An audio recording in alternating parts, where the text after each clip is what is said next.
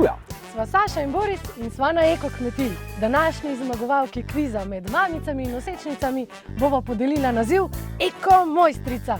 Jaz predlagam, da kar začnemo. Z nami sta Barbara in Tanja. Pravila so poznana. Tista, ki ima več pravilnih odgovorov, zmaga. Zanima naju, brez katerih dodatkov, gnojil in organizmov je eko hrana.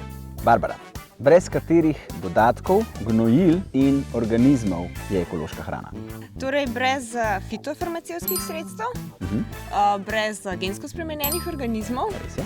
brez umetnih gnojil, potem brez aditivov, pa brez recimo pri živalih še brez rasnih hormonov.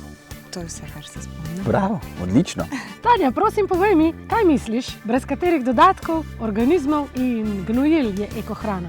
Ekohrana je brez barvil, brez umetnih škropiv, da so živali na prostem, pa tudi brez gensko spremenjenih organizmov.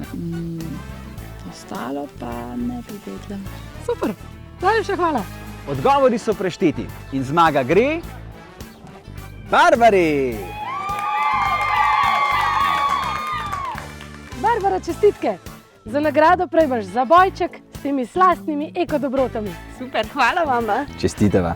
Vi pa nas spremljajte še naprej. In odkrite, kaj se skriva za eko znakom Kmetijstvo Slovenija.